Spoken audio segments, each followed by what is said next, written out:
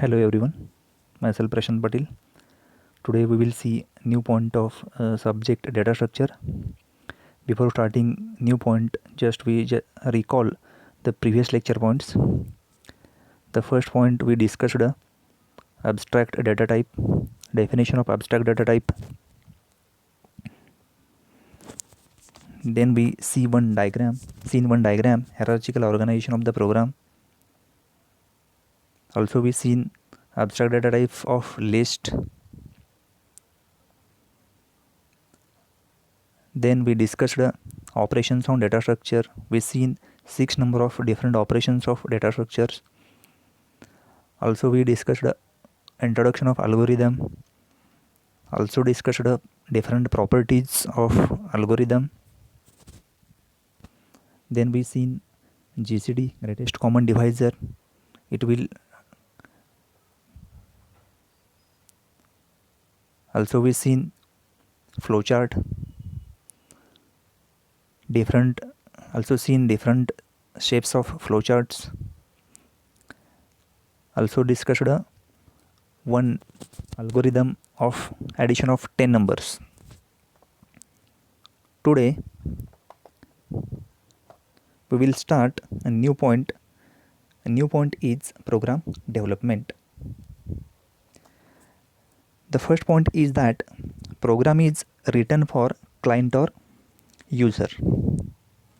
Now we can understand here, as a programmer means after completion of graduation of BTech degree, we become a programmer, and our main goal is to develop a program which is basically used for user or client.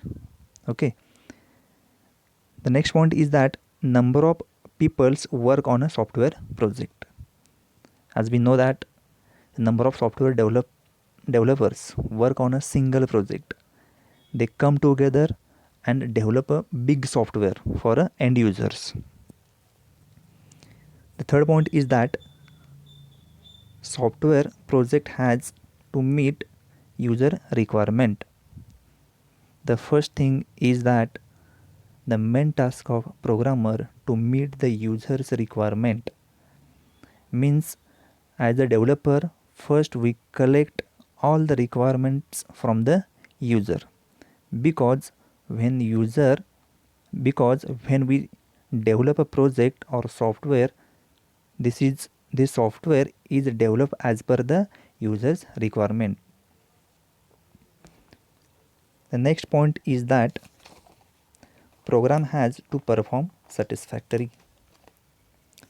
Whenever project is developed which is very useful for user or client, and also complete the user requirement and satisfactory the user or client. The next point is that program should be strong.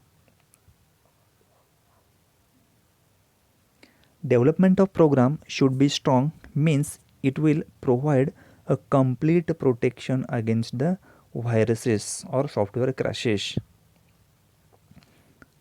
The next point is that program should be easy to change to incorporate new features. Whether new features will come in next few days, it will be easily added in project or software which is previously developed by our programmer or developed by programmer. The last point is that program should be easy to test and debug.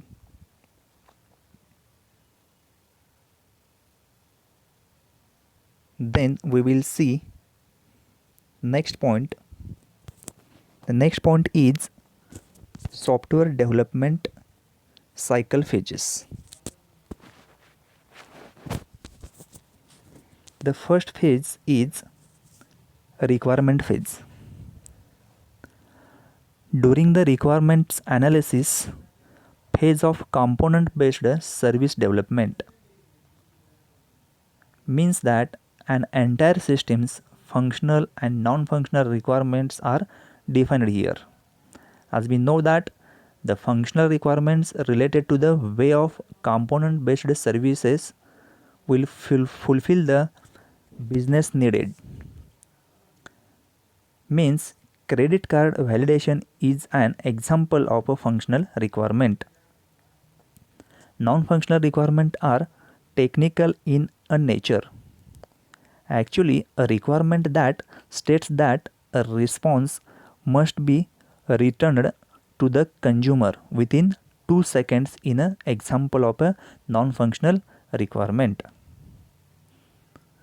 Nowadays, techniques such as looking at existing documentation and conduction user interview are used to construct a set of artifacts that constitute the requirement for the system.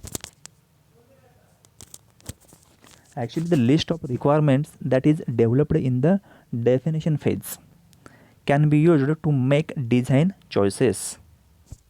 Actually, in this design choices or design phase, one or more designs are developed over here, which the project results can apparently be achieved. Actually, depending on the subject of the project, the products of the design phase can include diagrams. Actually, it includes sketches, also includes flowcharts, also includes site trees, HTML screen designs, prototypes, photos, and UML diagrams. The project supervisors use, or supervisors means developers use these diagrams to choose the definitive design that will be produced in the project. This is followed by the development phase. As in the definition phase, once the design has been chosen, it cannot be changed in later stage of the project.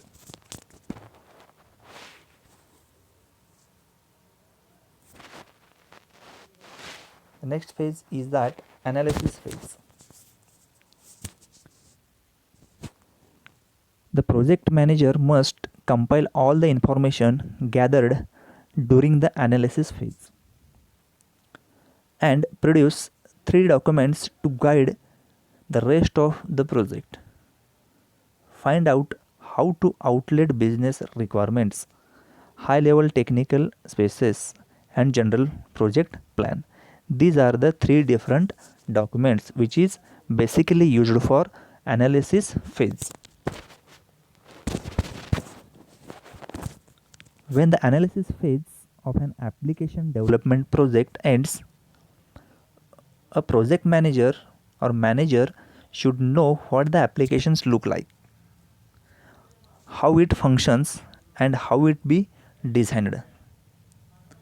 The extensive information gathering and analysis of the phase provides extensive details on each of these aspects of the project. Actually, the final stage of the analysis phase is to organize this information into documents that will guide the work during the rest of the project or remaining project.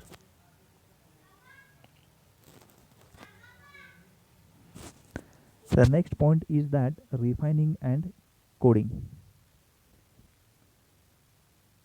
Basically, refining and coding, it is stepwise refinement is the data that software is developed by moving through the level of abstraction. As you know that abstraction we seen in the previous lecture. What is meant by abstraction? Abstraction means hiding the data. Beginning at higher levels and incrementally refining the software through each level of abstraction. It will providing more details at each increment. Actually, refinement is the movement from higher level of details to lower level details.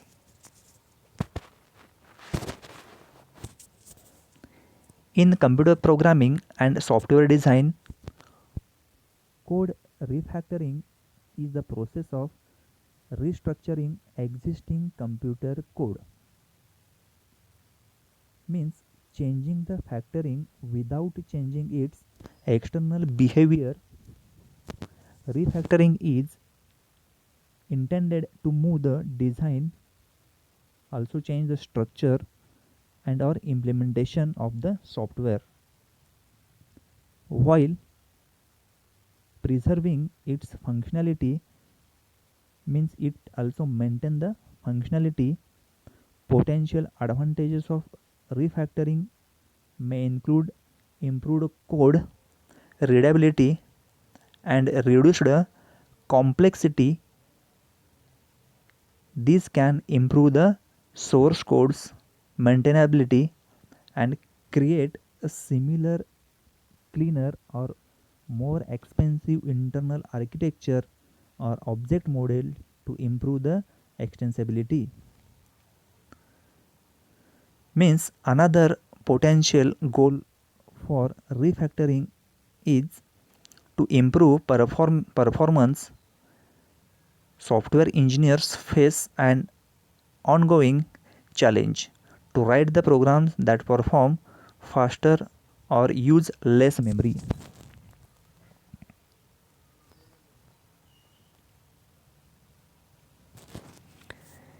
In refinement and coding, which contains modularity, abstraction, usability, verifiability, maintainability, and evaluability. First, we will see modularity. Actually, modularity in program modules should perform independent tasks. The second one is that abstraction. Low-level details of program module should remain hidden from high-level details. The next one is that usability.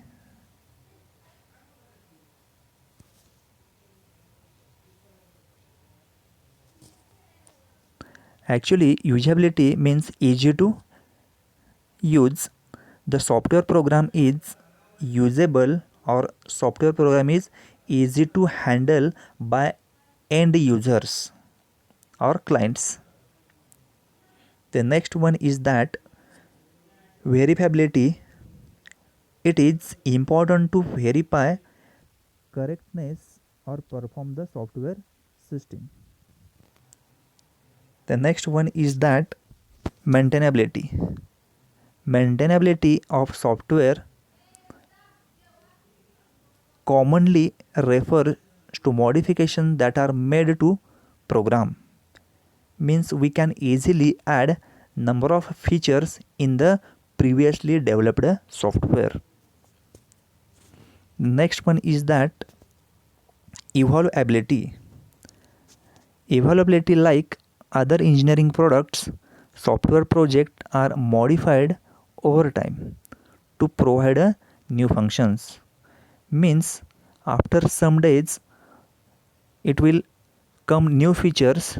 These new features can add or new functions can add easily in previously developed software.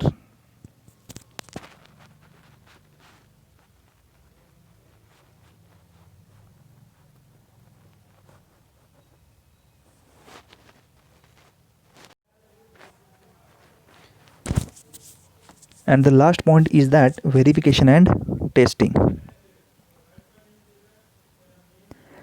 Actually, verification, it is important that program gives correct output for all possible input combinations.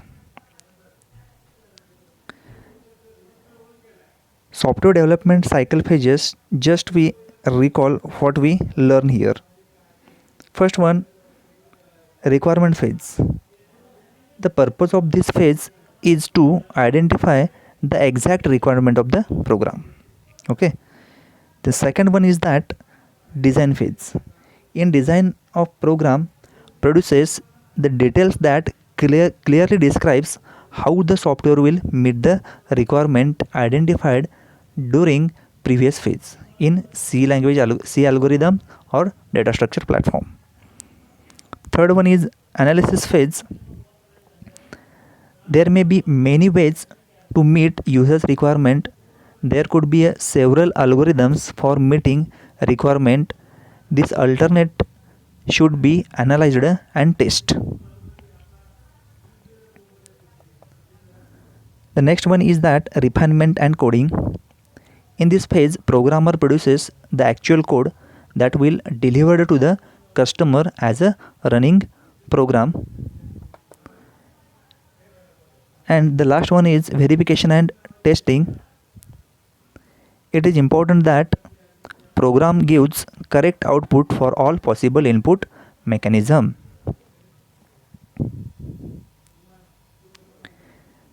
Then we will see a next point. The next point is that refining an algorithm. After obtaining a suitable mathematical model of the problem, we can write algorithm in terms of that particular model. Means that the initial version of algorithm is expressed using general statements. These kind of general statements are sub statements which will be refined into the smaller instructions.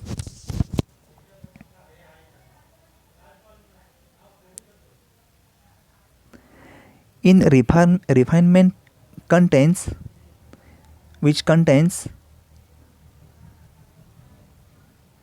writing of algorithm for each of the operations on this object.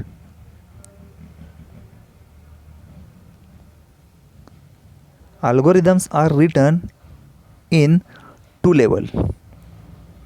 The first one is that data independent level, and second level is that data dependent level. The first one is data independent level.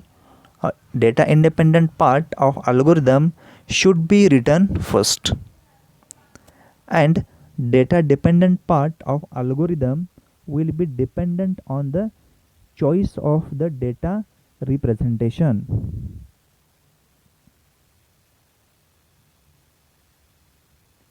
Afterwards, we will see different approaches designing an algorithm. The first approach is that top-down approach, and second approach is that bottom-up approach. First, we will see top-down approach. The top-down approach basically divides a complex problem or complex algorithm into a multiple smaller parts or multiple modules. These modules are further decomposed until the resulting modules is the fundamental program, essentially be understood and cannot be further decomposed. Actually, top-down approach method of design is based on decomposing a large problem into a sub-problems and keep repeating this process till the resulting sub-program.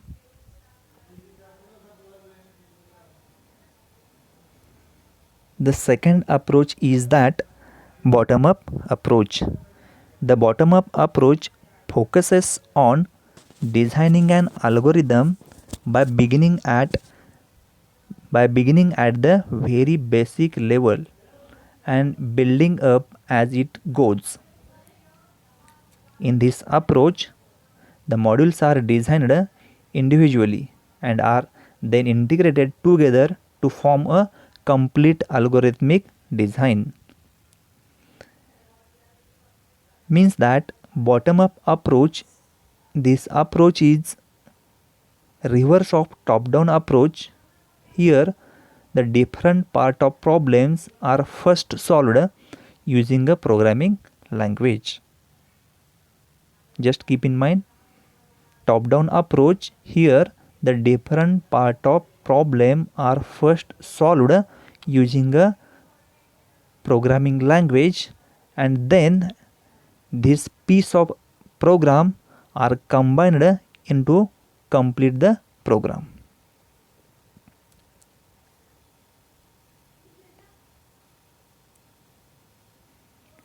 Now we can see here difference between top-down and bottom-up approach. As we've seen what is meant by top-down approach and what is meant by bottom-up approach. Now we can see here, or now we will see here difference between top-down approach and bottom-up approach. The top-down approach basically divides a complex problem or algorithm into multiple smaller parts. Those modules are further decomposed until the resulting module is the fundamental program essentially be understood and cannot be further decomposed. After achieving a certain level of modularity, the decomposition of modules is created. The top-down approach is the stepwise process of breaking of the large program module into simpler and smaller modules to organize and code program in an efficient way. The flow of control in this approach is always in the downward direction. The top-down approach is implemented in C programming language by using the functions. Actually, thus the top-down method begins with abstract design and then sequentially this design is refined to create more concentrate level until there is no requirement of additional refinement. The top-down method begins with abstract design and then sequentially this design is refined to create more concrete level until there is no requirement of additional refinement. Now we will see bottom-up approach works in bottom-up approach. Actually, bottom-up approach works in just opposite manner to the top-down approach. Initially, it includes the designing of most fundamental parts which are then combined to make the higher level module. This integration of submodules and modules into a higher level modules is repeatedly performed until the required complete algorithm is obtained. The bottom-up approach functions with layers of abstraction. The primary application of bottom-up approach is testing as each fundamental module is first tested before merging it to the bigger one. The testing is accomplished using the certain low-level functions. Now we can see here another one difference between top-down and bottom-up approach. The top-down approach decomposes the large task into smaller subtasks, whereas bottom-up approach first choose to solve the different fundamental parts of the task directly, then combine these parts into whole program. And submodule is separately processed into a top-down approach, as against bottom-up approach implements the concept of information hiding by examining means to checking the data to be encapsulated.